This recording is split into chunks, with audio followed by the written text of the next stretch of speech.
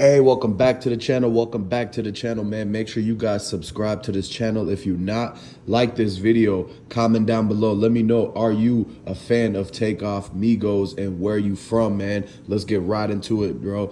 So look, Offset, man, he regrets not coming and handling that J. Prince Jr. situation. They might have had some type of secret beef. You got to look at the fact that in all them pictures where Migos was hanging out with MobTies and J. Prince Jr. from all these years from the past, like you can see all the pictures on Facebook and whatever, right? So basically, there's never Offset in them pictures with them. So Offset never was trying to be hanging around the MobTies crew like that. He had his own people that he was loyal to, or he might have had disagreements, or might not have just wanted to be around those people at all. So that's interesting how, if you really pay attention to what's going on in this, you will see that it's only really Quavo who was trying to get buddy-buddy with them.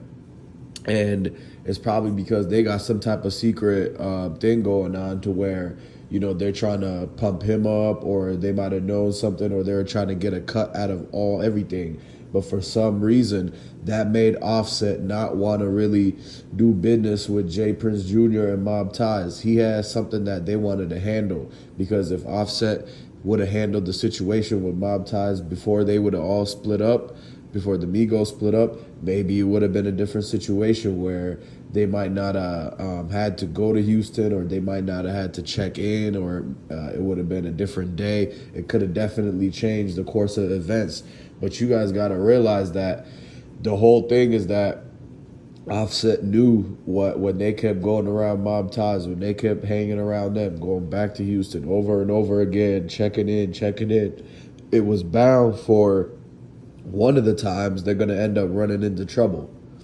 He knew that out of all these times where they frequently going there, that it was eventually going to be a point to where they're going to bump into somebody that they already had issues with. And you know how Quavo already had beef and issues and going back and forth in the DMs with two people from the MobTies crew. And they're the little ones, like the small fries, the pawn pieces, the chess pawns, right? And so because that already happened, then the situation with Offset not wanting to be around MobTies like that, because he knew that somebody was trying to snake him, or somebody was trying to finesse out of that. And he's the one that plays, he understands the dice game. So he knows how they're really just trying to run all their pockets in any way they can, whether it's the dice game, whether it's having them check in and pay, whether it's having them pay to get into the birthday party, or just pay for the security and add fees on top of that. They added fees for going to Fifth Ward. They added fees for doing this and that. They added fees for being in the drop top. So you got to understand, at the end of the day, they try to do some extort. And what you got to realize is that that's the same thing that Offset was trying to tell him to watch out for. That's why he didn't go down there too much. He knew for some reason that he's not the person that wanted to be caught down there at the wrong time in the wrong place anyways. So he understood that it was probably for, you know, for the better of everybody, for him to just stay back. And that's why Offset never went to Houston back last year and over the summer, when they was going over there trying to, like, you know, start it all up again with the whole partnership with them. And so, but fast forward now, it's like, hey, Quavo was really trying to be the one who was trying to get something set up through them, where he was trying to get more bread, or trying to get them to manage him and push him more, because they understood that they got a lot of people that they know from MobTies. So it was like he was giving them a chance to help promote and push him. But at the end of the day, man, it's always some spooky stuff that goes around. You know what happened to Duke the Jeweler. You seen what happened to all the other times and all the other people. It's like they got a whole big Adams family down there. So everybody is shook and spooked and having to say anything about the MobTies or the Prince family or anything like that. So the thing is that all the people who was there at that birthday party, that's the thing that's running through the back of their mind. That's why they haven't really spoken up too much, because most of them 40 people, yeah, it was a lot of girls there, but all the guys, they definitely don't want to say nothing, because all the guys are definitely running in the streets currently. And so if they was to say anything, and let's just say they threw MobTies under the bus, then it's like they don't want nothing to be going on to where they can't go to certain stores no more. They can't go to certain blocks and neighborhoods because they kind of turned away from the people that's running the show down there. And you guys got to understand that MobTies is running Houston with a tight grip fist. Like, they're really trying to make sure everybody is on lockdown, not saying nothing and everything like that. Everywhere they go, they're trying to make sure that their security is running the whole thing. They shut down the other people's security, and they start charging money and asking for, putting orders in and all that. So what's really going on is that, they really, they're really living up to the name, right? And then at the end of the day, though, it's two major events between the Duke the Jeweler and the Takeoff that's really like got them in spins right now, because they don't know what the people know and what if they're going to be coming after or looking into anything like that.